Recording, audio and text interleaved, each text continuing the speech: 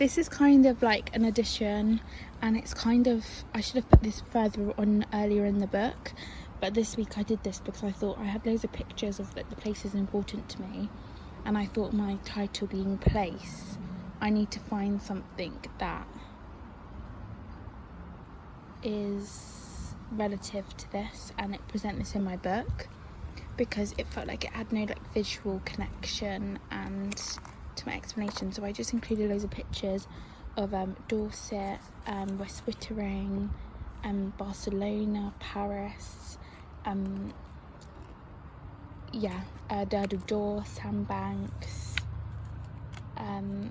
just all my family, holidays, memories, and places are really important to me. And then I also included like work that I've done that I've really enjoyed, and just places I've been and pictures that give me inspiration for my next project, whether it be art, place, and then even like restaurants and places I've been, adopting like the pattern and the funkiness, the plates, patterns on walls, on floors, on ceilings in Paris. And then in half term I visited lots of galleries in Covent Garden, and I visited Clarendon, and I included two, the main ones.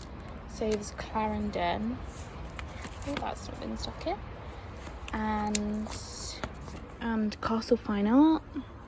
And then so when I was there I got a book and I included all the artists that have inspired me from that book.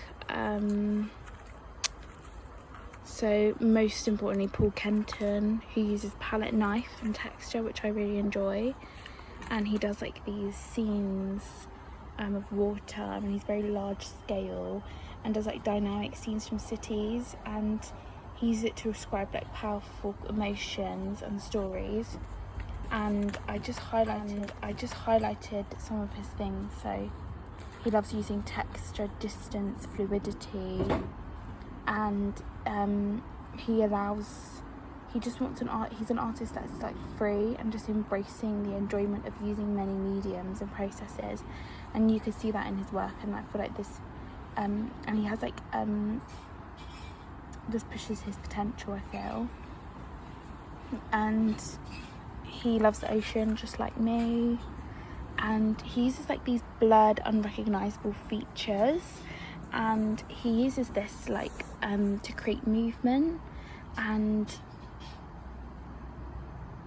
he talks about if there's no movement, a place and a piece becomes still, so the viewer sees no atmosphere or symbolism of a place, which I really thought was special. Like the idea of a painting being still as opposed to moving can really change how the viewer immerses themselves in that place, and I feel like this is really similar to Constable.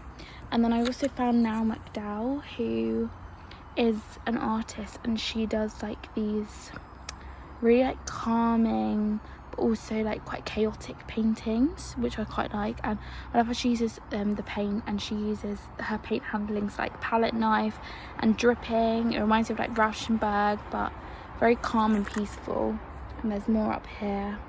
And then I found Michael Rumsby, who uses all this like mark making, circles, and he looks to landscape. They all look to landscape. That was like my main idea going to these galleries. I want to look for people that do landscape. And I just love like the mark making and the freeness of the paint handling.